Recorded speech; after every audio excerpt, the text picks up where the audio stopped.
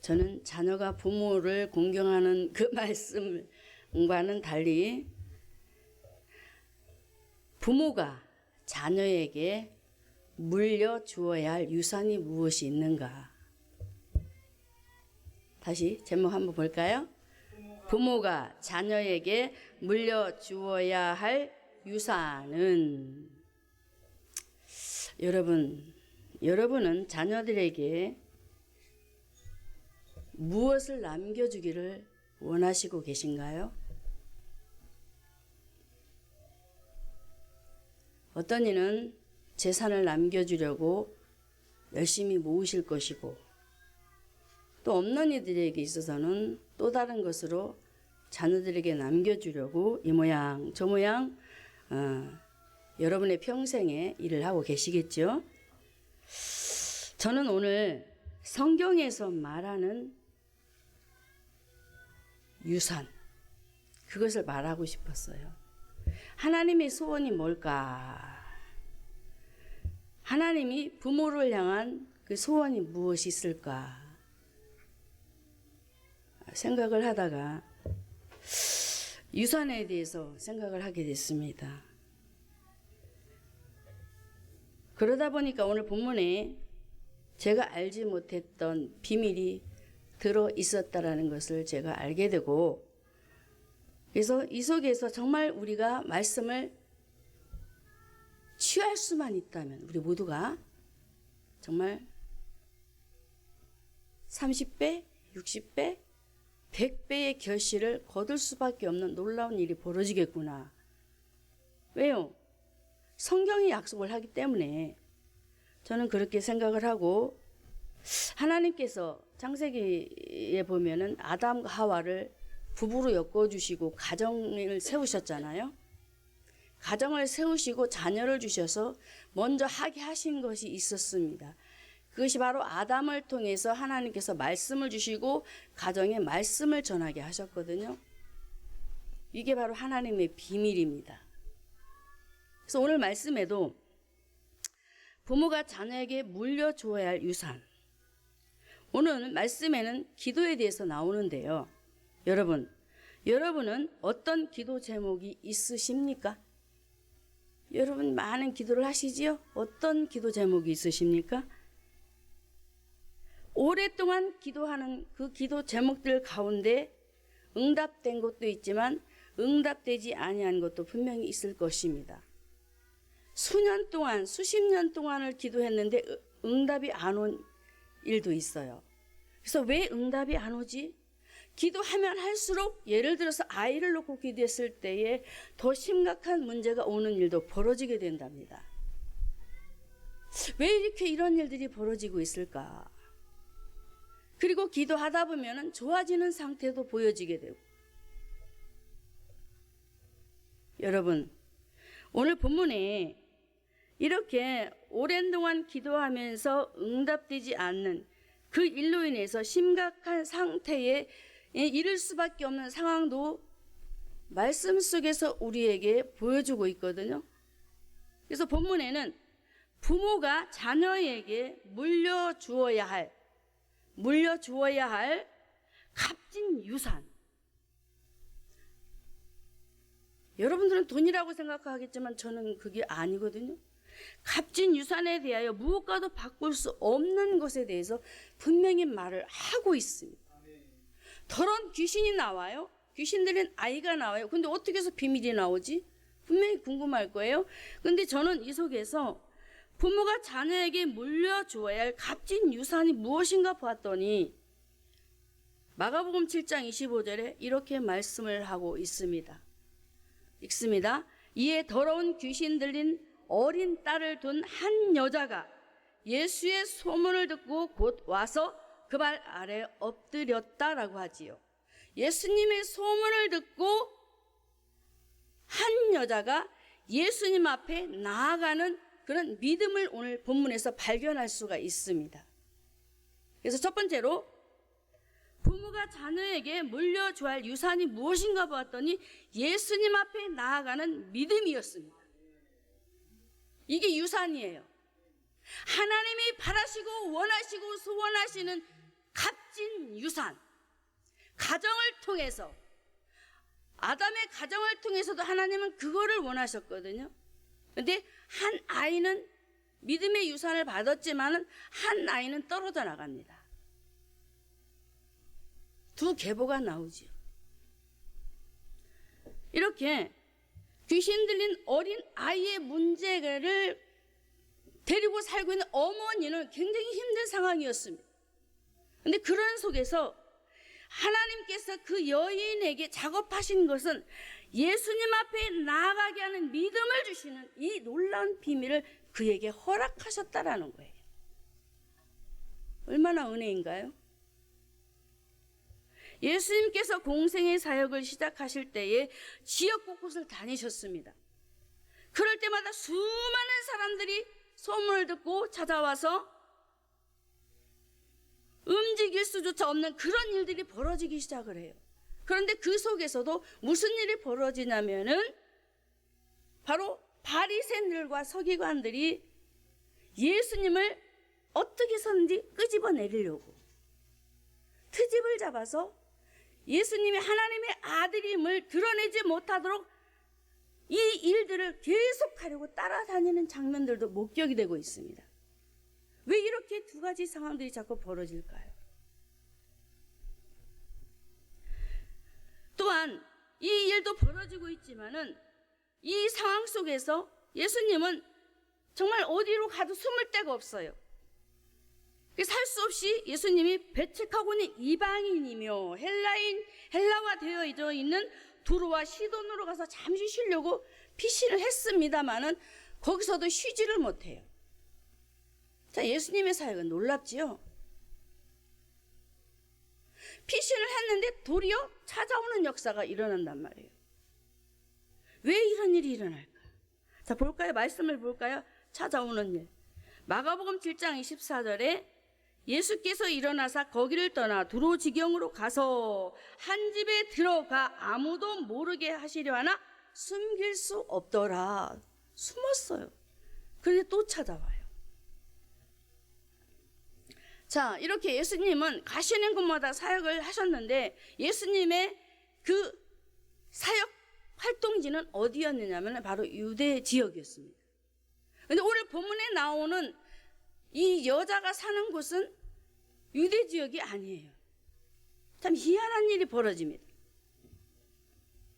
수르보니게 여인은 유대인이 아닌 헬라인, 즉 이교도 배경을 가지고 태어난 이방인이었습니다.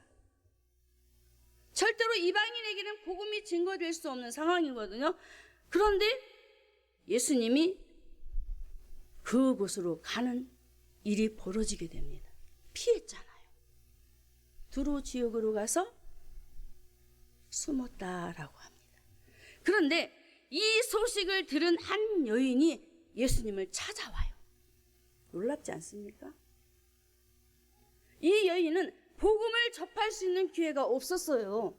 이방인이었기 때문에 하나님의 말씀이 전해지지만 직접적으로 예수님과 대화할 수도 없는 유대인과는 절대로 만나서는 안 될 그런 여인이었단 말입니다. 그런데 예수님이 그 지역에, 시돈 지역에 왔다는 소식을 듣고 재빨리 예수님을 찾아갑니다.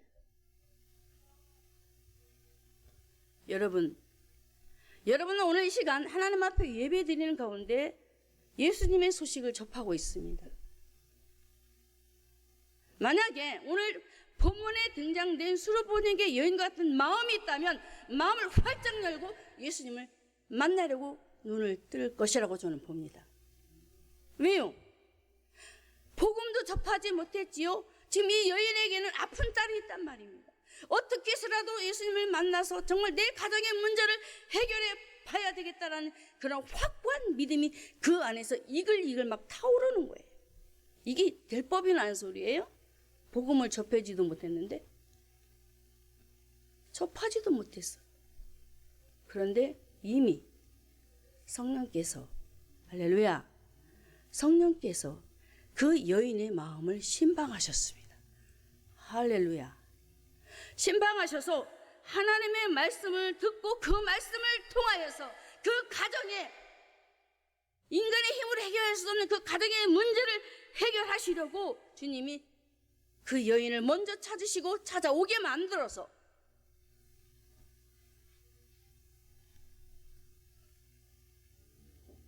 하나님의 사역을 하시는 이 비밀. 이 여인은 건강한 딸이 아니에요. 말씀을 읽었지요? 귀신 들린 딸이에요. 여러분 생각해 보십시오. 귀신 들려서 제정신이 아닙니다. 엉뚱한 소리를 지들거리면서 사람들에게 비난받고 조롱받고 어디를 가든지 내침을 당할 수밖에 없는 그런 딸을 가진 어머니. 상상해 보셨습니까? 이루 말할 수 없는 괴로움과 고통이 있겠지요? 이 여인은 자기가 사랑하는 딸을 치료하기 위해서 예수님을 만나기 전에 병원을 찾았지요. 그리고 의사들을 만났습니다. 치료해 보려고, 고쳐 보려고.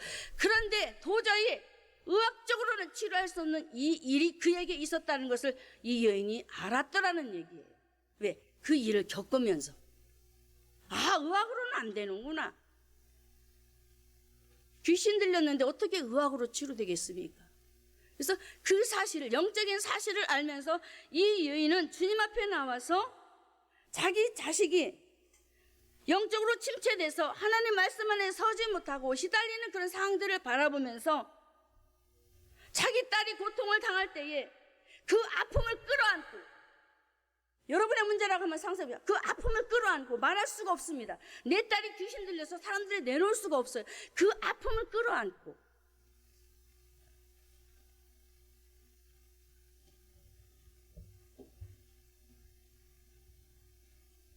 여러분이 여인의 그 심정을 지금 읽는다면, 아, 우리 가정에도 이런 문제들이 있겠구나 라고 진단이 내려질 것입니다. 보이지 않게 보이게 영적으로 사단에게 시달리고 마음과 생각을 빼앗기면서 정신적으로 혼선이 오고 혼미케 되어지고 고린도서 4장 4절 혼미케 하는 영이 역사에서 하나님 말씀 안에 들어오지 못하게 회방하는 이런 일들도 지금도 일어나고 있지 않습니까? 성도 여러분, 자신의 딸이 그토록 사람 앞에 내놓을 수 없는 그런 문제를 가지고 있을 때에 이 여인은 주님 앞에 나왔다는 사실이 중요한 것입니다. 할렐루야. 그 안에 믿음이 없었다면 어떻게 예수님 앞에 나올 수 있었을까요? 모든 험한 풍파를 다 겪었단 말입니다. 방금 말씀드렸던 것처럼 의사를 찾아갔어요. 병원을 찾아갔어요. 근데 안 된다라는 거예요. 아, 인간의 힘으로, 인간의 방법으로는 안 되는구나. 하나님만이 하실 수 있구나. 아, 내가 들려져 왔던 그 예수, 그분만이 하실 수 있겠구나라는 그런 믿음이 그 안에서 꿈틀거리고 있었다라는 사실. 여러분은 수년 동안 예수를 믿었습니다. 교회를 다녔습니다. 말씀을 들었습니다. 그럼에도 불구하고 영적으로 열려져 있지 않다면 이거는 아니라는 거예요. 여러분은 하나님께서 영적인 존재로 창조하셨어요. 하나님의 영을 불어넣어서 하나님의 자녀로. 근데 영적인 것을 모른다? 오늘 본문의 이방인이었던 이 여인은 영적인 것을 알았다는 것입니다. 영적인 부분이 여러분에게 열려지기를 주님의 이름으로 축원합니다. 그러니 애가 닳도록 주님을 찾아서 그 여인이 예수님 발 아래 그 아픔과 고통 속에서 엎드려 겸손하게 주님을 찾았던 것입니다. 여러분에게 이 믿음이 있기를 바랍니다. 성경에 나오는 인물들이 그냥 글로 지어진 글이 아니에요. 정말로 실제적으로 사건 속에서, 그 상황 속에서 하나님께서 하셨던 일들입니다. 그런데 하나님의 말씀을 내팽개쳐버리고 오로지 먹고 사는 일에 열심을 낸다면 하나님께서 오늘 여러분에게 뭐라 하실까? 어버이 줄이죠? 부모가 자녀에게 물려줘야 할 재산, 유산, 여러분에게 분명히 있습니까? 저는 묻고 싶어요. 믿음의 유산이 있습니까? 여인은 그 아이가 지금 현장에는 없어요. 예수님과 함께 있지 않아요. 가정에 있어요. 그런데 홀을 단신 예수님을 찾아가서 믿음을 가지고 아이 문제를 해결하려고 지금 서 있는 거예요. 그 믿음이 역사한 것입니다. 할렐루야. 저는 오늘 여러분에게 어버이 주일을 맞이해서 정말 마땅히 자녀가 부모에게 공경하는 메시지를 전해야 되지만 저는 그것보다는 어버이 주일을 맞이해서 정말 부모로서 받을 만한 부모의 도리에 대하여 하나님의 명령을 받들어 하나님께서 소원하시는 믿음의 유산을 남겨주어야 하기 때문에 이것을 말씀을 드리고 싶은 것입니다. 여러분이 믿음이 있어야 자녀에게 남겨줄 수가 있어요.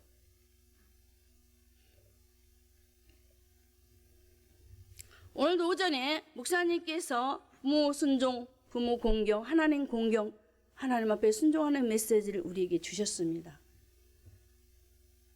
여러분은 어떻게 들으셨습니까?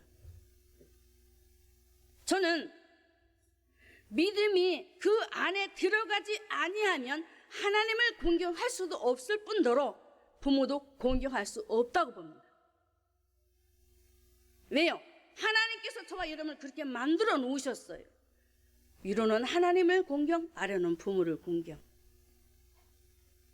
그런데 하나님 말씀을 떠나서 진정으로 하나님이 원하시는 공경이 될 수 있다? 노입니다. 그래서 저는 철칙으로 아이들에게도 그렇게 가르쳐요. 너희들이 하나님을 바르게 공경하지 않으면 부모도 공경하지 못한다. 불효 자식이 될 수밖에 없다라고 우리 민이가 앞에 있지만 딸에게도 가르쳤고 우리 아들에게도 가르쳤었습니다. 하나님을 만나야 된다. 믿음으로 하나님을 만나야 된다. 그래야만이 정말로 하나님을 공경하지, 부모를 공경하지, 그렇지 않으면 할 수 없다 라고 하면서 아이들에게 믿음을 가르쳤습니다. 지금도 마찬가지예요. 아이들에게, 우리 아이들에게, 손자들에게.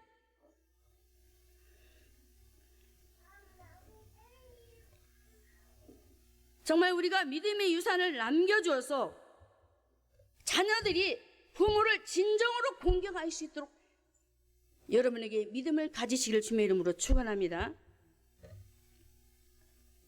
자, 우리가 살면서 여러 모양의 사람들이 있습니다. 어떤 분은 자신이 가지고 있는 문제를 가슴에 끌어안고 엉엉 울기만 합니다.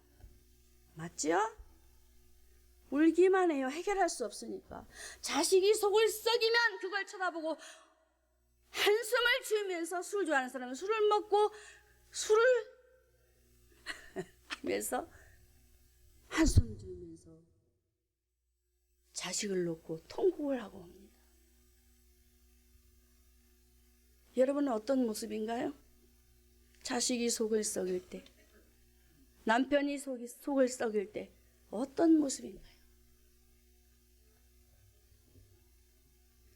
발자 타령을 하면서 집에서 술 한 잔을 걸치면서 세월만 보내는 그런 약한 그런 성도의 모습이 있습니까?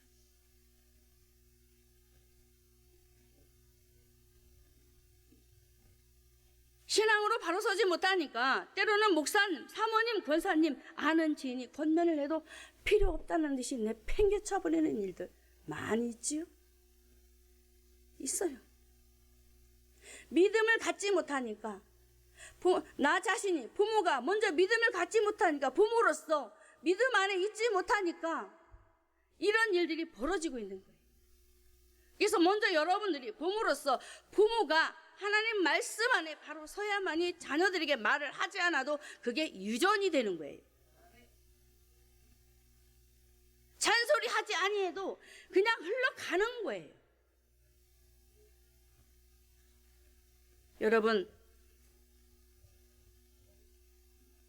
여러분 살아있을 때 지인들을 통하여 아는 사모님과 목사님과 또한 여러 권사님들을 통하여 여러분을 권고하실 때, 권면하실 때 받아들이시는 여러분들이 되기를 바랍니다. 이게 복이에요. 내가 잘났다고, 내 맘대로 살겠다고, 세상에서 내가 가장 불쌍한 사람이라고 하면서 저와 여러분을 항아리로 비유하면 상처 항아리에 확 끼어서 갇혀가지고 숨도 못 쉰 채 그 상처 때문에 교제도 못하고 홀을 단신, 홀로 독백하면서 고독 속에서 살만 나던가요? 여러분, 오늘 이 시간 정말 저와 여러분이 하나님 말씀 속에서 첫 번째로 우리에게 주시는 말씀은 무엇이었습니까? 그 여인이 무슨 마음으로 나아갔습니까? 예수님 앞에 나아가는 그런 믿음이 있었다라는 사실입니다. 성도 여러분, 이 시간 정말 저와 여러분은 부모이기 때문에 자녀에게 믿음을 물려줘야 돼요. 그래서 말씀을 믿음으로 잘 받아서 하나님의 소원대로 이제 육적인 사람처럼 문제로 인해서 한탄하면서 울고만 있지 마시고 누구처럼 오늘 본문의 수르보니게 여인처럼 주님 앞에 나아가시기를 주님의 이름으로 축원합니다.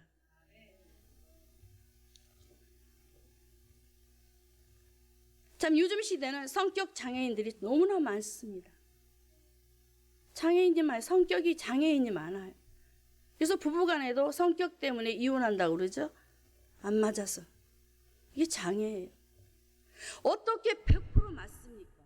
남녀가 만나서 한 가정을 꾸려나가는데 다 다르지요. 맞춰가야 되는 거예요. 그런데 성격이 맞지 않다고 이혼을 해버립니다. 이게 무슨 가정입니까? 성격 장애자들 너무나 많습니다. 가정도 세워지지 않아요. 아담과 하와의 가정을 보면 문제가 터졌을 때 그들이 헤어지던가요? 아니지요. 살고 있습니다. 성경에 보면 하나님이 내게 주신 저 여자 때문에 내가 선악과를 먹었는데요 라고 하지만 살고 있습니다. 안 맞는다는 거죠. 성도 여러분, 오늘날 이 시대에 저는 이렇게 보고 있습니다. 왜 아이들이 부모를 향한 공경심이 없을까요? 왜 없을까요? 부모를 왜 신뢰하고 인정하지 못하고 받아들이지 못하는가요? 아이들에게 내가 믿는 예수를 올바로 전해주지 못했기 때문에 그렇습니다. 부모가 하나님 앞에서 예배도 똑바로 안 드리는데 어떻게 그것이 전달이 되겠느냐? 아이가 보고 배우는 게 무엇이겠어요? 한번 보세요. 내가 똑바로 하나님 앞에 예배를 드리면서 아이에게 훈계하고 교훈하고 그래야지, 나 자신도 똑바로 드리지 않으면서 어떻게 아이를 훈계하며 교훈하며 아이가 잘 되라고 축복하겠습니까? 이건 아니잖아요.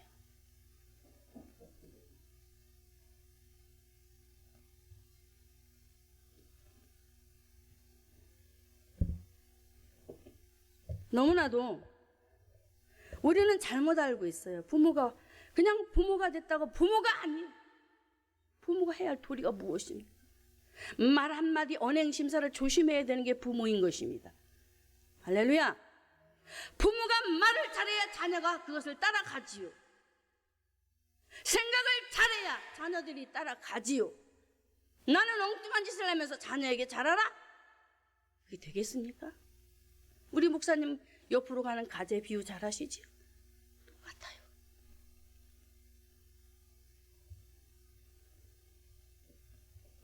정말로 가정에서 우리가 너무나도 조심해야 될 것, 부부간의 대화입니다. 저도 실패할 때가 많아요. 남편과 얘기할 때 저도 혈기가 왕성하거든요. 저도 실패할 때가 많아요. 그러면서 나중에는 후회하잖아요. 제가 실패해놓고 아이고 또 아이에게 가정의 본을 보이지 못했구나. 그것도 그거지만 한마디 부부가 대화하는 것들을 자식들이 다 들어요. 아이들이 뭘 배우겠어요? 자식 탓이라고요? 아닙니다. 부모 탓입니다. 부모 탓이에요. 부모가 잘해야 되는 거예요. 어버이날을 맞이해서 여러분에게 정말로 좋은 말씀을 해드리고 싶은데, 저는 그것보다도 여러분이 부모의 도리, 부모가 자녀들에게 물려줘야 할 그 값진 것, 그것이 무엇이 있을까? 믿음밖에 없다라는 거. 그거 물려주면 하지 마라 해도 하게 됩니다. 이게 바로 하나님의 말씀입니다. 성도 여러분, 오늘 본문에 귀신 들린 딸을 가진 그 어머니 수르보니게 여인은 어떤 사람인지 아십니까? 귀를 열었어요. 귀를. 귀신 들린 딸을 데리고 있는데 어떻게 귀가 열려요? 숨기 바쁘지. 창피해서. 그런데 이 여인은 귀를 열었어요. 예수님의 말에 귀를 열었어요. 사람들의 말에 귀를 열었어요. 들었어요. 받아들여요. 이게 바로 믿음입니다. 귀를 여시기 바랍니다. 복음이 들려질 때, 좋은 소식이 들려질 때 귀를 여시기 바랍니다. 귀를 열고, 이 여인은 자기가 가지고 있는 슬픔, 아이 때문에 슬프잖아요. 괴롭잖아요. 그 슬픔, 가지고 있는 모든 문제 하나들이 너무나도 그에게는 굉장히 힘들잖아요. 보따리로 표현을 하면 얼마나 많은 문제가 있을까요? 그 모든 문제와 그 모든 연민들을 다 떨쳐버립니다. 대단하지 않습니까? 이방 여인이 복음도 갓갓으로 들려지는 그 복음을 듣는데 예수님 만나자마자 다 떨쳐버리는 거예요. 다 끊어버리는 거예요. 귀를 활짝 열고, 예수님이 나에게 뭐라고 말씀하실까? 귀를 열었어요. 오늘 이 시간도 저와 여러분이 하나님의 말씀이 선포될 때 귀를 여셔야 되는 것입니다. 나에게 뭐라고 말씀하실까? 제가 한마디 말을 하지만 하나님은 각가지 다르게 들리게 하신다는 것을 기억하시기 바랍니다. 분명히 다르게 들리게 하시거든요. 여러분들이 귀만 열면 다르게 들려져요. 닫기 때문에 안 들리는 거예요. 제가 어떻게 오늘 본문의 말씀을 보면서 귀신 들린 어머니 수르보니게 여인을 통해서 믿음의 유산을 보았겠습니까? 제가 여니까, 마음을 여니까, 주님 앞에 마음을 여니까, 귀를 여니까 주시는 거예요. 저도 몰랐어요. 근데 가르쳐 주시는 거예요.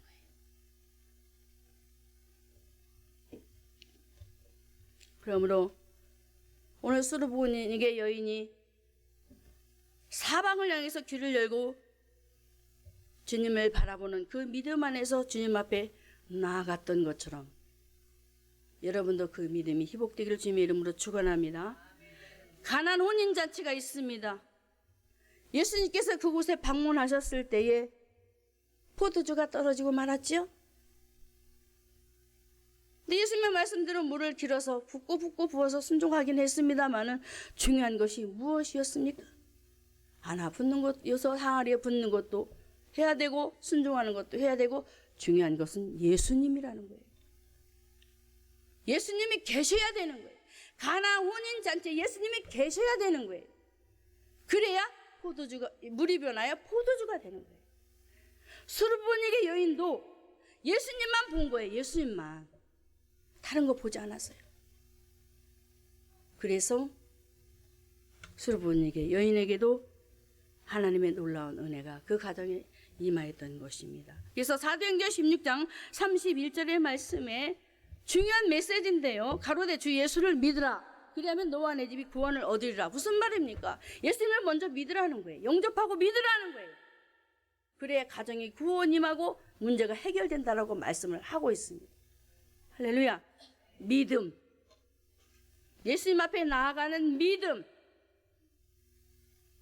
예수를 믿어야 그 믿음이 있지요.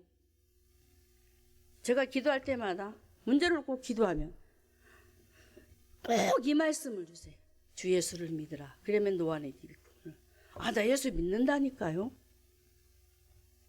믿는데 왜 자꾸 이 말씀을 주세요? 근데 또 기도하면 또 이 말씀을 주세요. 아니 믿는다니까요. 근데 또 주요. 제가 100%가 안 됐었는가 봐요. 예수만 믿으라는 거죠. 그럼 다 된다는 거죠. 믿어라.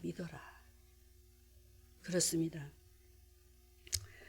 성도 여러분, 수르보니게 여인은 문제 해결을 하기 위해서 주님 앞에 믿음으로 나아갔습니다.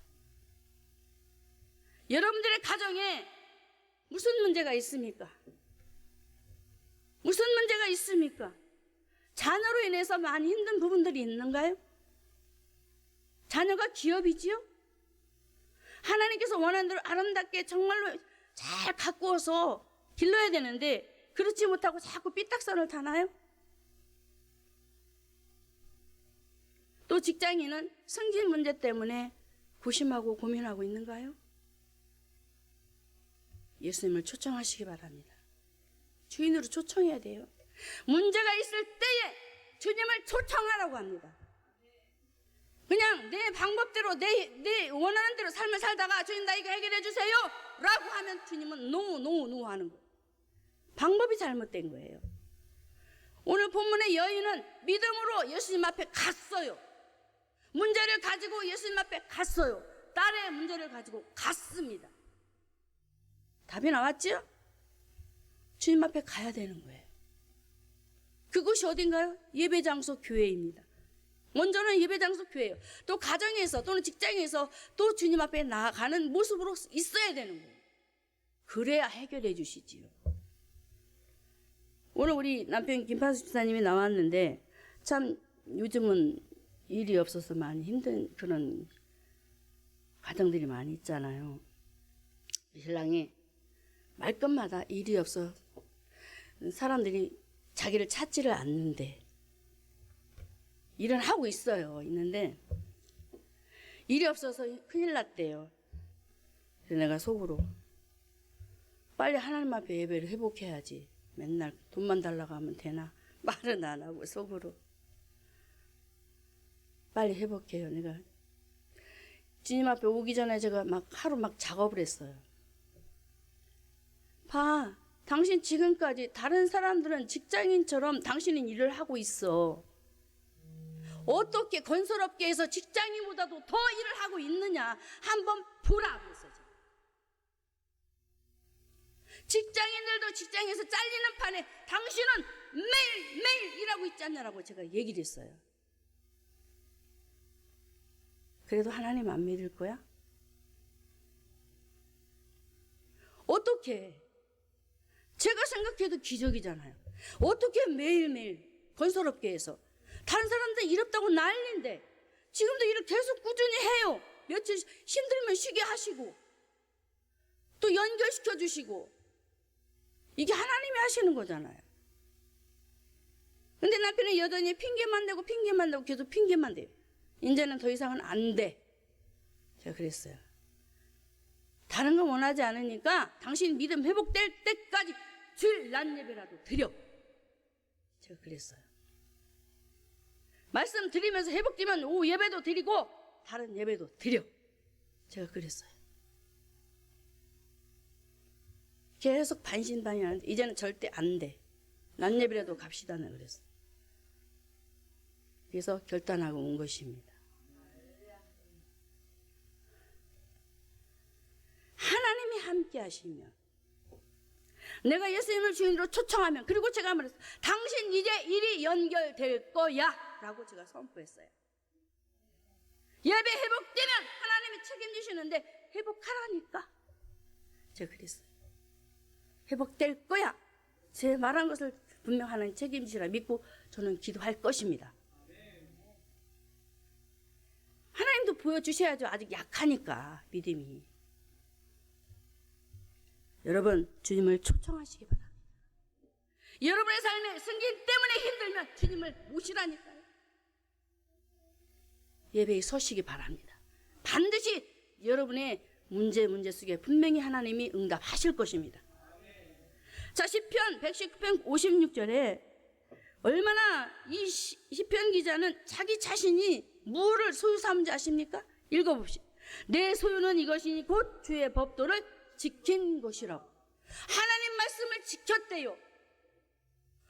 나는 너를 예배자로 불렀다. 너를 찬송하는 사람으로 불렀다라고 하는데 예배는 계속 잘라먹네. 이건 아니잖아요. 평생 저와 여러분은 평생 하나님 앞에 예배자로 서는 제사장들입니다. 구약의 제사장들이 바로 우리입니다.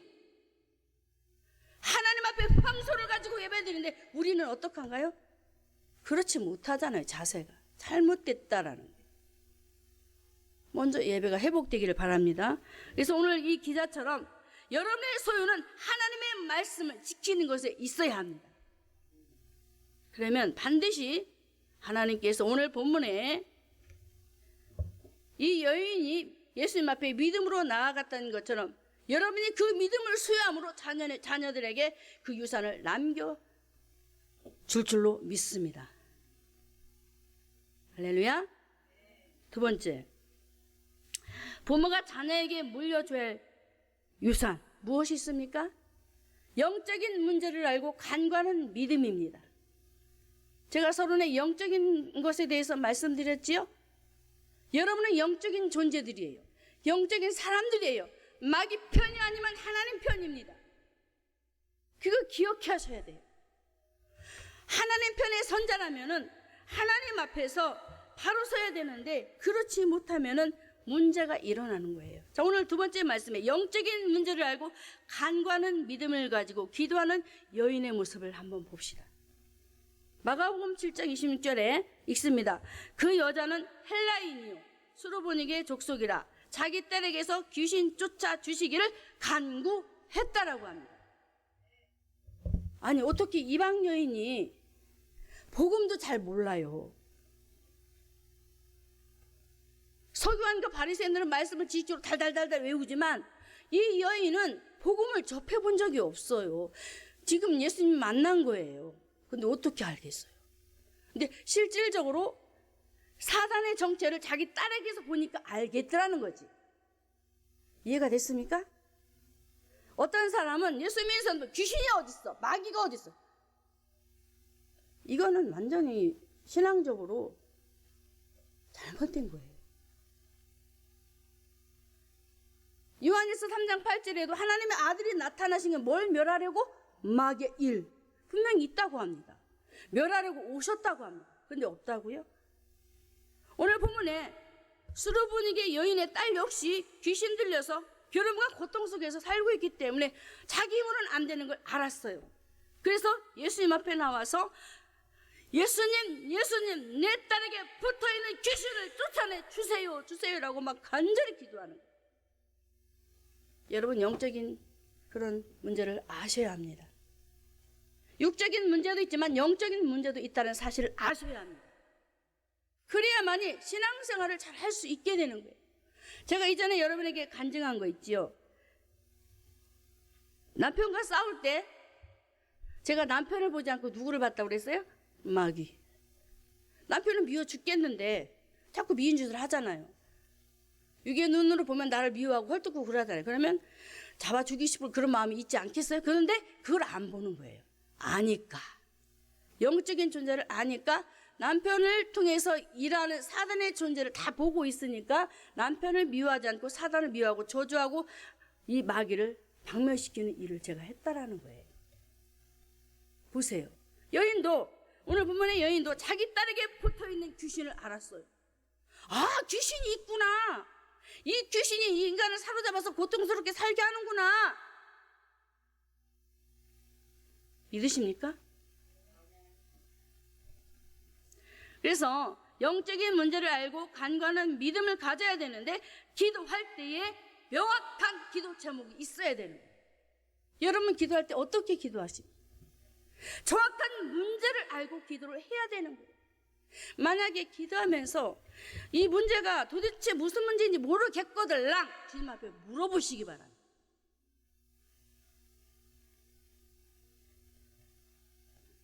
제 동생이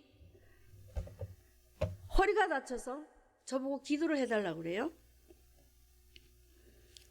그래서 기도를 하는데 이 허리 아픈 게 그냥 온 것이 아니고 다른 문제가 탁 걸려있는 거예요. 제가 어떻게 알아요? 같이 있지를 않았는데. 너 남편하고 싸웠니? 그랬대.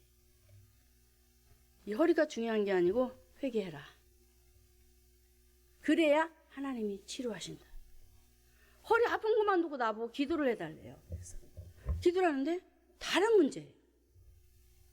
보세요.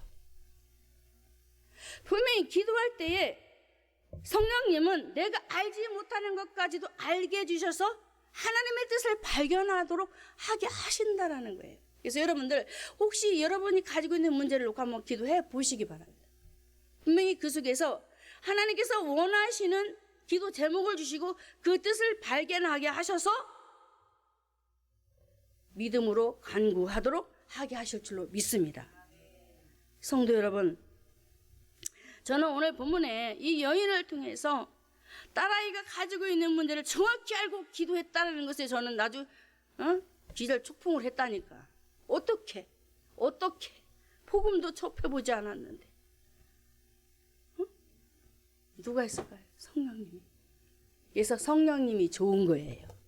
할렐루야. 제가 기도할 때마다 성령님을 초청합니다.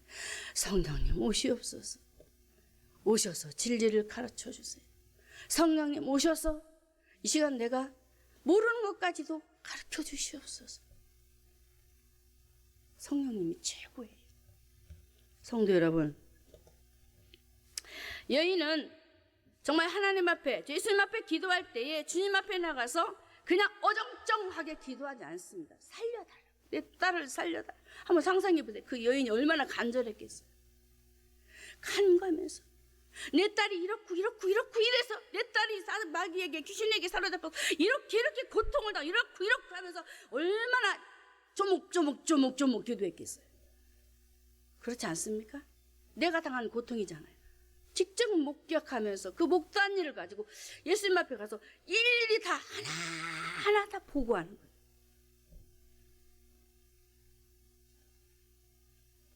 참 예수님이 기쁘셨을 것 같아요. 엎드려 간구하며 간절히 요청하는 이 여인의 기도. 그런데요, 웃긴 사건이 벌어집니다. 예수님, 내 딸이 이렇고 이런데요? 라고 하면서 살려달라고 하니까 마가복음 7장 26절 말고 마가복음 7장 27절에 보면은 이렇게 말씀합니다. 예수께서 이르시되 자녀로 먼저 배불리 먹게 할지니 자녀의 떡을 취하여 걔들에게 던짐이 마땅치 않다. 아니, 기도하고 있는데 다른 사람한테 기도한 게 아니고 예수님 앞에 지금 열심히 예수 이름으로 기도하면 응답된다고 했잖아요. 그래서 예수 이름 앞에 기도하고 있단 말이에요. 그런데 예수님이 탁 내치는 거예요. 여러분 같은 무슨 생각이 드시겠어요? 아니, 예수 이름으로 하나님 앞에 기도하라고 했잖아요. 그런데 왜 내 기도를 내치세요? 그럼 저는 누구한테 기도합니까? 라고 하지 않겠어요? 저 같으면 그런 말이 나올 것 같아요.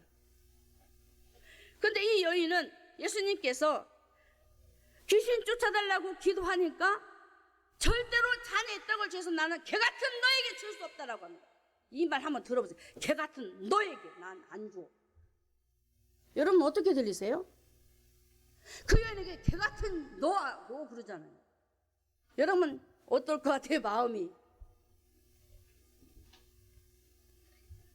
이게 버림받았잖아요. 여인 예수님에게 버림받았어요. 난 절대로 네 기도 응답 안 해. 난 안 들어줘. 필요 없어. 이 말이잖아요. 그런데요, 이런 말을 하는데도 개 같은 너, 개 같은 족속에게 나는 안 줘. 그런데도 불구하고 여인은 어떻게 하지 않습니까? 어떻게 합니까? 포기를 안 해요. 상에서 떨어지는 부스러기를 먹듯 나는 절대로 예수님 손 안 놓을 겁니다. 살려주세요. 무슨 일이 있어도 이 아이를 살려내야 합니다라고 이 여인은 예수님을 붙들었단 말입니다. 영적인 문제를 바로 알고 주님 앞에 매달리는 여인의 이 믿음. 사단의 문제는, 마귀의 문제는 우리 인간의 힘으로 해결할 수 없습니다.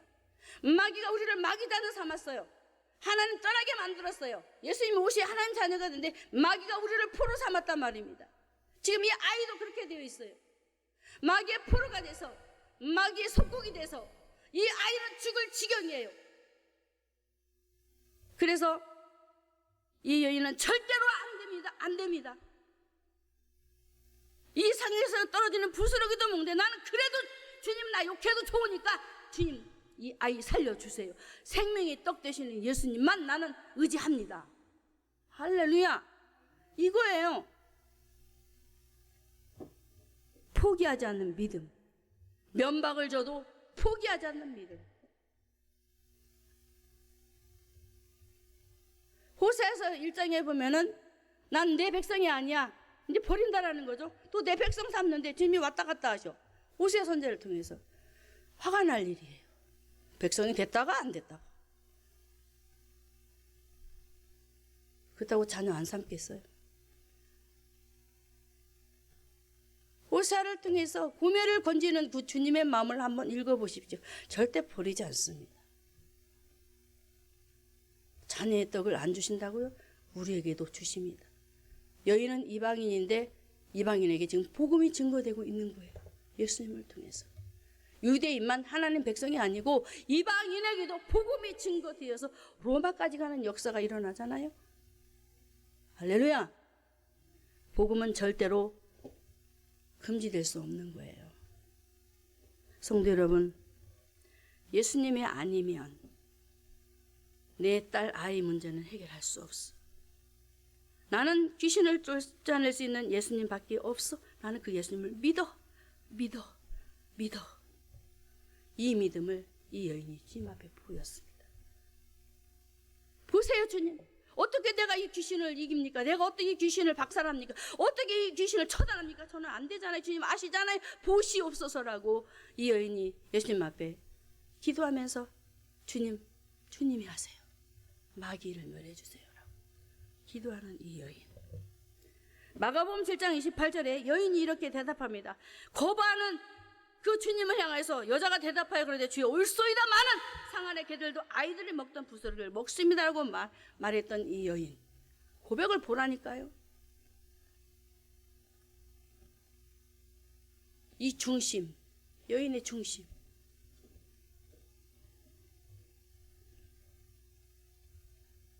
여러분, 다시 한번 돌아보시기 바랍니다. 여러분이 어떤 문제를 가지고 계십니까? 수르보니게 여인은 자신이 해결할 수 없는 태산 같은 문제를, 이 태산 같은 문제를, 세산이에요, 태산. 인간의 힘으로 해결할 수 없는 이 문제. 쓰디 쓴 마라의 물을 삼켜버립니다. 마라 아시지요? 홍해에서 나와서 첫 번째 만난 것이 마라의 쓴물이에요. 쓰디 쓴 고난, 쓰디 쓴 아픔, 나뭇가지를 통해서 건지는 놀라운 일이 일어나지만 이 마라의 쓰디쓴 물을 삼키며 믿음으로 인내를 했습니다. 누가? 여인이. 여러분도 이 믿음 가지시길 바랍니다. 그리고 이 쓰디쓴 아픔을 쓸어 담으면서 이 여인은 이 신의 광야에서 어떻게 한지 아십니까? 광야의 목마름을 해결하는 이 놀라운 일이 벌어집니다. 예수님을 향해서 주시는 이 말씀의 해결음. 할렐루야. 여인이 목이 말랐어요. 자식 때문에. 자기도 목이 마르고. 그래서 예수님이 주신 이 말씀을 가지고 이 목마름을 해결하는 놀라운 이 신의 광야의 역사가 일어납니다.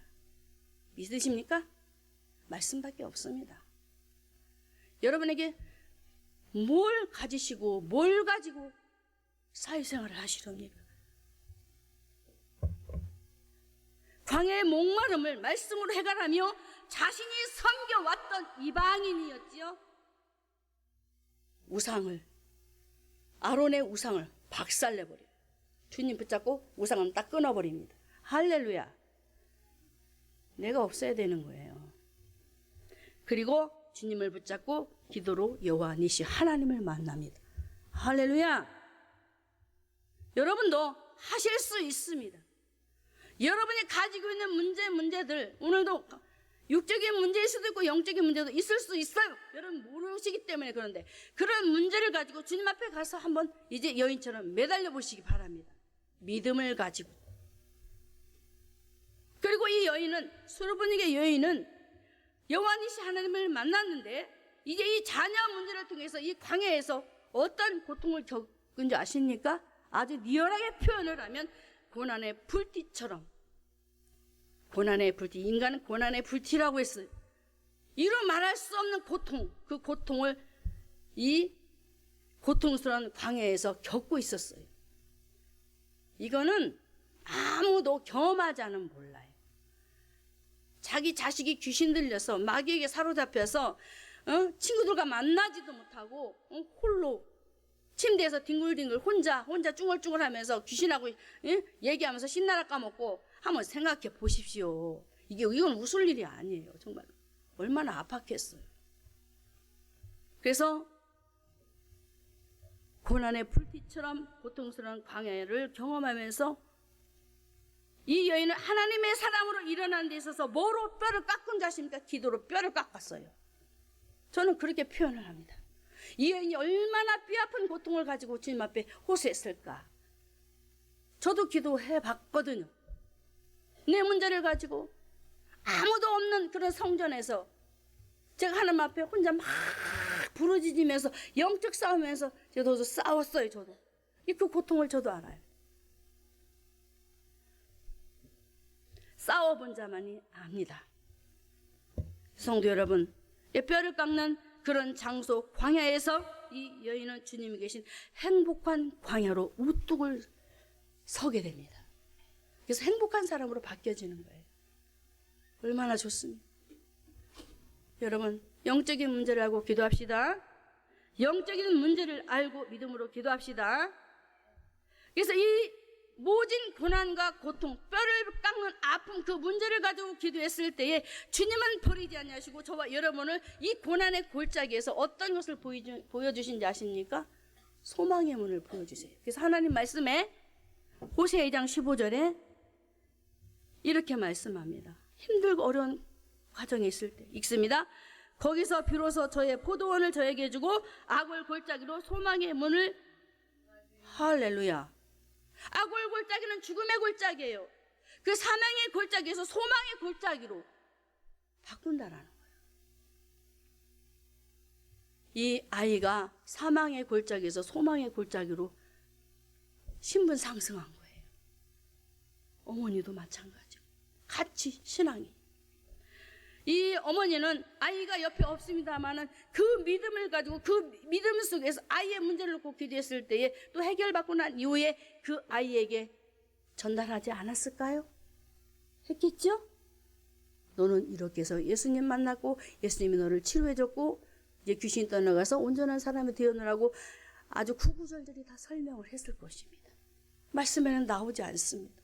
근데 저는 이 말씀 속에서 주님 만난 이 여인과 그 아이의 모습을 상상하면서 얼마나 행복하고 얼마나 즐겁고 해결해 주신 그 주님이 악을 골짜기의 그 문에서 고통스럽게 헤맸던 그를 소망의 문으로 그를 끌어내서 이제 하나님께서 하셨다는 그 고백을 하게 하시고 이제 모든 만사가, 자 보세요, 모든 만사가 하나님의 주권 아래 있다는 것을 알게 하셨다라는 거예요. 그래서 말씀에는 공중에 나는 새를 보라고 하셨던 거예요. 들의 백합화를 보라고 하셨던 거예요. 누가 하신다고요? 주님이 기르시고 먹이시고 입히시고 다 하는 거예요. 근데 여러분이 하신 줄 착각하십니까? 하나님이 비를 안 줘보세요. 살 수 있습니까? 하나님의 태양을 주지 않아 보셔요. 어떻게 살 수 있습니까? 하나님이 하셨다니까요. 여러분의 호흡도 주님이 주관하고 있습니다. 자고 일어서면도 주님이 하시고 있어요. 내가 했다고요? 아닙니다. 하나님의 절대 주권 아래서 저와 여러분은 하나하나 움직이고 있고 때로는 어려움도 주고 때로는 좋은 일도 주고 모든 과정을 신앙인에게는 우연이 없습니다. 모든 것은 하나님이 다 주관하고 모든 일은 참새도 하나님이 허락하지 않으면 떨어지지 않는다고 분명히 말하고 있어요. 우연이라는 게 없습니다. 여러분 하루의 일과 속에 무슨 일이 일어나고 있습니까? 하나님이 주관하면서 진행하고 있다는 사실을 기억하시기 바랍니다. 이 아이의 문제도 마찬가지예요. 귀신 들려서 고통당한 이 아이의 문제도 마찬가지예요. 왜 하나님께서 그 가정에 이 문제를 주셨을까요? 왜 주셨을까요? 하나님을 알라고. 그 아들 예수님을 알라고. 알게 하기 위해서 문제를 주셨던 것입니다. 그래서 영적인 문제를 알고 믿음으로 나아갔던 이 여인의 기도, 우리가 이 믿음을 가져야 할 줄로 믿습니다.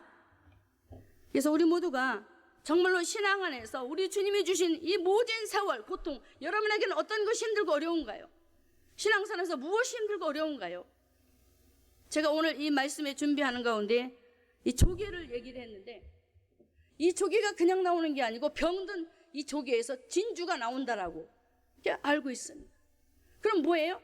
우리 인간도 하나님께서 문제를 주신다는 거예요. 그 문제 속에서 값진 하나님의 사람으로 세워놓으려고 그 문제를 통해서 하나님 앞에 나아가도록 하게 한다라는 거예요.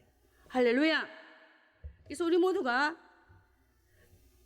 병든 조기에서 진주가 나온 것처럼 저와 여러분을 최고의 가치 있는 자로 만들기 위해서 때로는 남편의 문제, 때로는 자녀의 문제, 때로는 직장의 문제, 때로는 친구 간의 여러 교제 속에 일어난 모든 문제 속에 하나님은 그 일을 통해서 가치 있는 자로 만들기 위해서 주셨다는 것을 기억하고 믿고 믿음으로 영적인 문제 바로 알고 믿음으로 나아가는 여러분들 되길 주님의 이름으로 축원합니다. 오늘 말씀에 또 다른 말씀을 보면 기도하던 야이로를 한번 잠깐 둘러보면 이 야이로도 굉장히 어려움을 겪습니다. 이 회당장 야이로가 예수님을 따라다니면서 계속적으로 딸이 그 죽을 고통에서 살아나기를 원하면서 예수님을 따라다녔던 것 같아요. 근데 예수님을 따라다니고 있는데 아는 지인들이 와가지고 마가복음 5장 35절에 보면은 이렇게 말하는, 예수님을 따라다니면서 믿음을 갖고 계속 달려가고 있는데 이렇게 말하는 거예요. 읽습니다. 아직 말씀하실 때에 회당장의 집에서 사람들이 와서 가로되 당신의 딸이 죽었나이다. 어째 선생을 더욱 괴롭게 합니까? 죽어버렸대. 살리려고 예수님을 따라다니는데 당신 딸이 죽어버렸는데 왜 자꾸 예수님만 따라다니고 막 군박을 주는 거예요. 빨리 가라고, 가서 빨리 조상이나 치르라고, 그런 얘기를 하는 거예요. 이 아버지가 얼마나 이 마음이 무너졌겠어요. 믿고 예수님 앞에 전심으로 기도했는데 죽어버렸대. 그런데요, 웃긴 거는요, 예수님이 하신 말씀이 너무나 우리에게 와닿는 거예요. 예수님이 그러는 거예요. 마가복음 5장 36절에 예수께서 그 하는 말을 곁에서 들으시고 회당장에게 이르시되 두려워 말고 믿기만 하라. 할렐루야. 믿음을 가지고 계속 쫓았거든요. 예수님을 아이 살려달라고. 근데 옆에 와가지고 쏙싹거리면서 자꾸 믿음을 떨어뜨리잖아요. 그런데 우리 주님이 어떤 분이에요? 밀가부로 사단이 다가와서 회방하지만 예수님은 우리를 위해서 뭐한다? 기도. 할렐루야. 믿음이 떨어지지 않게. 바로 이것이 좋은 거예요.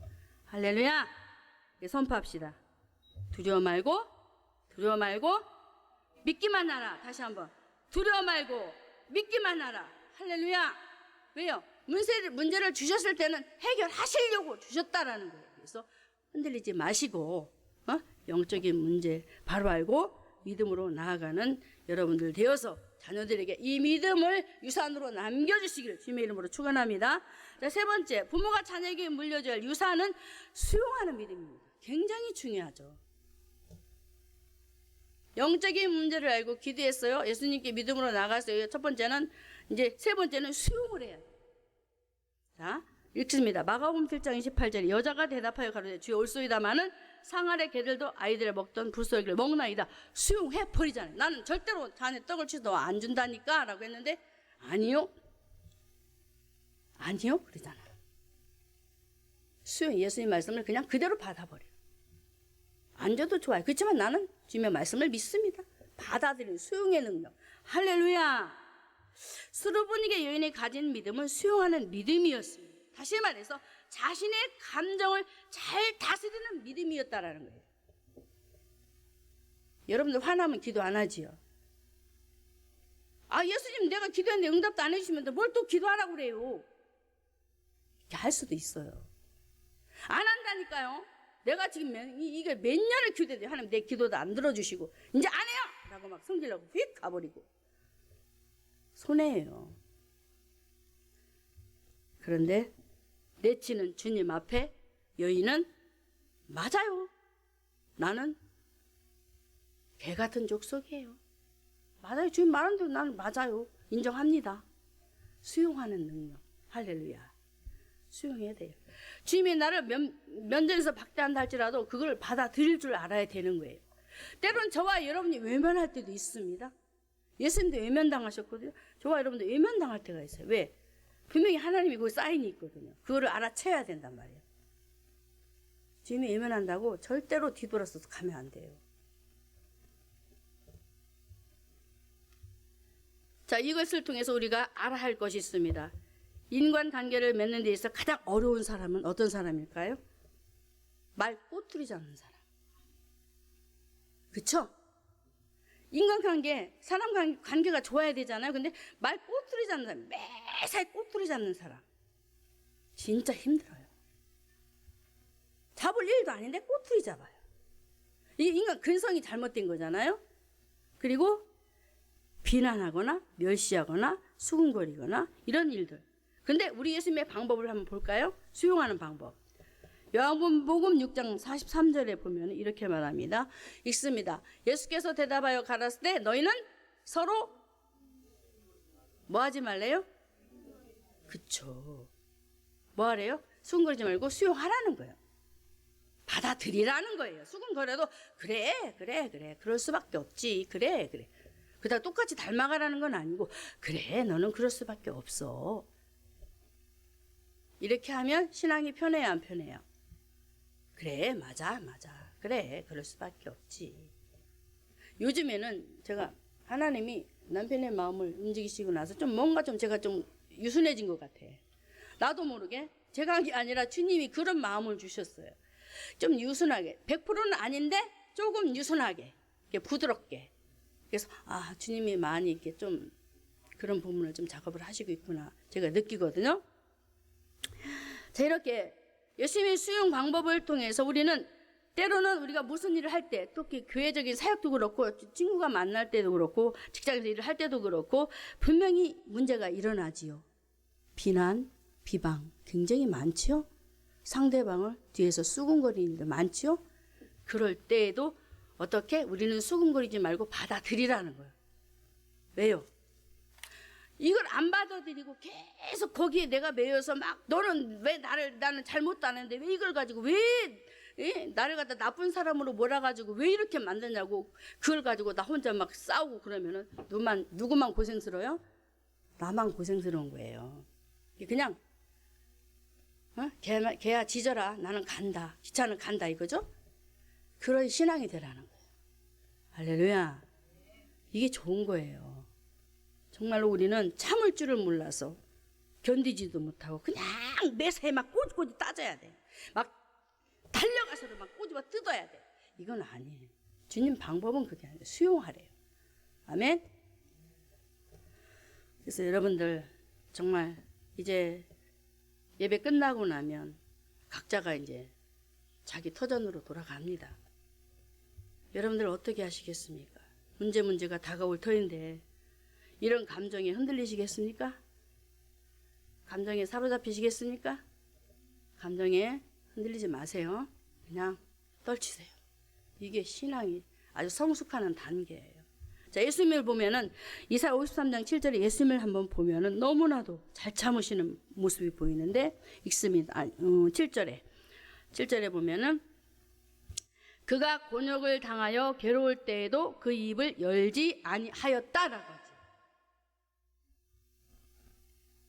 예수님이 어떻게 했다고요? 곤욕을 당했는데 입을 꽉 다물고 있는 거예요. 이게 방법이에요. 예수님이 때로는 정말로 내가 진리다라고 빌라도 앞에서 얘기할 때 자기에 대해서 복음에 대해서 확실하게 얘기하는데 아닌 말은 입을 다물어요. 필요 없는 말은 안 하셨다라는 거예요. 그래서 우리는 꼭 필요한 말만, 필요치 않는 말은 다물어야 되는 거예요. 아셨죠? 그래서 성도 여러분, 술분위기의 여인은 자기가 가진 본질적인 문제를 바라보았다는 거예요. 절대로 다른 사람과 관심이 없었어. 내 문제, 내 자식의 문제, 그거를 생각하면서 딸이 고침받는 것에 대해서 관심을 쏟고 타인의 말에 절대로 no 하면서 거기는 관심을 안 가졌다는 거예요. 그렇게 됩시다. 그래서 우리 모두가 정말로 그리스도 예수 안에서 서로가 나 자신이 초라하다는 생각 버리셔야 돼요. 저는 한 가지 간증하면 우리 목사님도 그 간증을 잘 하시는데 우리 딸도 있지만은 저는 5,000원짜리, 10,000원짜리, 때로는 뭐 20,000원짜리 이런 거 사 입지만은 저는 옷을 싼 걸 잘 사 입어요. 왜냐면 저한테 맞으면. 그래서 아무리 싼 걸 입어도 제가 어디를 가든지 그걸 굴하지 않아요. 왜? 그냥 나한테 맞으면 돼. 5,000원짜리든 10,000원짜리든 저한테 맞아서 잘 어울리면 돼. 저는 그거에 만족하고 저는 그거에 행복해요. 왜 이렇게 되었을까? 예수 때문에. 예수 이름 하나 때문에 제가 그렇게 된 거예요. 만약에 예수 못 만났다면 저도 막 아주 그냥 메이크를 좋아했겠죠. 근데 예수를 알고 나니까 메이커가 나한테 와닿지를 않아요. 물론 주시면 감사하게 입죠. 근데 그렇지 않은 이상은 제가 싼 것도 제가 스스로 사서 감사하게 제가 입고 다녀요. 이것도 그렇게 비싼 거 아니에요. 싼 걸 사서 그냥 제가 맞는 걸 그냥 입는 거예요. 감사하고 행복하고. 여러분, 정말 여러분의 삶 속에 무엇 때문에 마음이 불편하고 마음이 힘드십니까? 정말 아무리 많은 재산을 가지고 좋은 것을 사서 쓴다, 금가락지를 낀다 해도 마음이 힘들면 불행하잖아요. 우리 그리스도인들은 그렇게 살지 맙시다. 응? 그래서 하나님을 마음에 두기 싫어하는 마음속에서는 온갖 불의가 가득 차가지고 행복이 없어. 제가 읽지는 않을 거예요. 로마서 1장에 보면은 불의가 가득 차가지고 욕심이 가득 차가지고 막 행복도 없고 막 다 그냥 막 다 괴로움 속에. 예? 말씀 다 읽으면 다 나오겠지만 아무튼지 간에 이런 모든 것들이 예수가 빠져버리면 이 속에 뭐가 악의가 가득한 거예요. 악한 것만 가득한 거예요. 그래서 행복이 없는 거예요. 그래서 수용이라는 것은 뭐냐면 나를 수용이라는 것. 수용이라는 것은 나를 누구한테 내어드리는 것? 주님께 내어드리는 거예요. 이게 바로 하나님의 은혜고 축복이에요. 그래서 여러분을 주님 앞에 내어드리시고 오늘 본문에 이 수르보니게 여인도 자기를 내어드린 거예요. 자기 문제를 다 내어놓고 그냥 모든 허물을 다 내어놓고 주님 앞에 다 아뢰고 그 안에서 자식의 모든 허물까지 다 끄잡아내고 남들이 흑덕거리든 말든 남이 막 비방하든 말든 네 자식이 귀신 들려가지고 어쩌고 해도 거기는 아랑곳하지 않고 주님 앞에 이렇게 돼야 돼요. 그래서 정말 신앙생활하면서 많이 어려움들 있겠지만 여러분들 모든 삶을 주님께서 다스리심에 인정하시고 하나님께서 아들을 우리에게 내어주신 그것을 생각하면서 그 아들을 내어주신 우리 주님께서 우리에게 좋은 것을 주시지 않겠어요? 할렐루야. 예수님은 우리에게 주셨잖아요. 주셨는데 뭔들을 안 주시겠냐고. 그래서 여러분들 여러분의 기도 제목을 제가 다 할 수는 없지만 여러분이 정말 남에게 드러내놓을 수 없는 그런 문제 있잖아요. 그렇죠? 이 안에 꼭꼭 숨기고 있는 기도 제목이 있어요. 집안의 문제, 내 문제, 그런 문제 주님 앞에 그냥 다 한번 주님 앞에 옹알이 하듯이 한번 해보세요. 그러면 그 아들을 내주신 하나님께서 우리에게 분명히 좋은 것을 저는 주실 줄로 믿고 여러분들 힘내서 정말로 하나님께서 여러분에게 주신 그 모든 일 속에 감당할 수 있기 때문에 문제를 주셨다는 것을 기억하고 영적 싸움의 승리에서 하나님을 알므로 하나님을 알아야 돼요. 하나님은 어떤 분? 새벽 빛같이 일정하신 분이야. 절대로 그냥 편질이 없어요. 요동이 없어요. 그래서 일정하신 그 하나님께서 하나님이 한번 말을 뱉으시면 절대로 그거를 자기 마음대로 파괴시키지 않아. 시건치 않는다고 그랬어요. 그래서 정말 여러분들 그 시건치 않고 그 약속을 지키시는 그 주님을 바라보면서 저와 여러분은 어떻게 해야 되나요? 주님 앞에서 자, 이 말씀 한번 읽고 이사야 10장 15절에 우리의 모습입니다. 10장 15절에 읽습니다. 도끼가 어찌 찍는 자에게 스스로 자랑하겠으며 톱이 어찌 켜는 자에게 스스로 큰 차 하겠느냐 그러죠. 저와 여러분은 도끼고 또 뭐라고 했어요? 톱이에요. 우리는 그런 자예요. 그래서 우리는 주님 앞에 할 말이 없는 사람들이에요. 주님 왜 이 문제를 나에게 주셨습니까? 하나님께 주신 이유가 무엇입니까? 원망하지 마시고 그냥 물어보시라는 거예요. 주신 이유를 내가 알아야 하나님 앞에 이것을 정확하게 기도하고 이 문제를 해결할 것이 아닙니까? 저는 잘 몰라요 라고 고백하면서 저와 여러분은 도끼라는 사실을 기억하고 하나님 앞에 항의하지 마시고 물어보시고 그래서 요셉처럼 그 어려운 감옥 속에서도 주님이 주신 그 꿈을 가지고 하나님께서 그 해석을 하게 하셔서 하나님의 일들을 멋지게 하게 하셨던 것처럼 저와 여러분은 오늘 이 수르보니게 여인은 어떤 사람? 감정 대 감정으로 대결하지 않고 어떻게 했다? 그냥 옳다, 옳습니다, 맞습니다. 주님이 맞습니다. 주님이 그렇게 하신 거예요. 맞아요. 이렇게 하시라는 거예요. 그래서 한 주간도 정말 여러분들 이 믿음을 가지고 사회생활 할 때에 정말 한 가지 부탁이 있습니다. 여러분들 이제 사회생활 하잖아요. 사회생활 할 때 공동생활 하려면 많이 힘들 거예요. 그럴 때에도 여러분들 자기 감정 잘 다스리시기 바랍니다. 그래야 사람을 얻을 수 있어요. 우리 집사님, 우리 앞에 있는 계신 집사님, 우리 권 집사님, 이제 가면 공동체 생활하잖아요. 감정을 잘 다스리세요. 그러면은 그 사람을 내가 얻을 수 있어요. 그 사람의 마음을 사야 돼요. 아셨죠? 그래야 재물도 들어오고 친구도 사고 다 들어오는 거예요. 감정을 다스리는 자에게는 하나님의 놀라운 영육의 축복이 있을 줄 믿고 모든 내면의 그 불안한 감정들을 다 버리시고 이제는 주님 앞에 건강한 인격체로서 하나님께서 맡기신 직무를 잘 감당하시고 이제 모든 일들을 믿음 안에서, 자, 말씀 3가지 한번 읽고 마치겠습니다. 읽습니다. 부모가 자녀에게 물려주어야 할 유산은 무엇입니까? 예수님 앞에 나아가게 하는 믿음입니다. 이거를 자녀에게 물려주세요. 여러분 소유하시고, 두 번째, 영적인 문제를 알고 간구하는 믿음입니다. 정확히 알고 자녀에게 그 유산을 물려주세요. 알았죠? 이 세 번째는 수용하는 거예요. 교회 생활도 사회생활도 가정생활도 다 마찬가지예요. 수용하는 거예요. 할렐루야.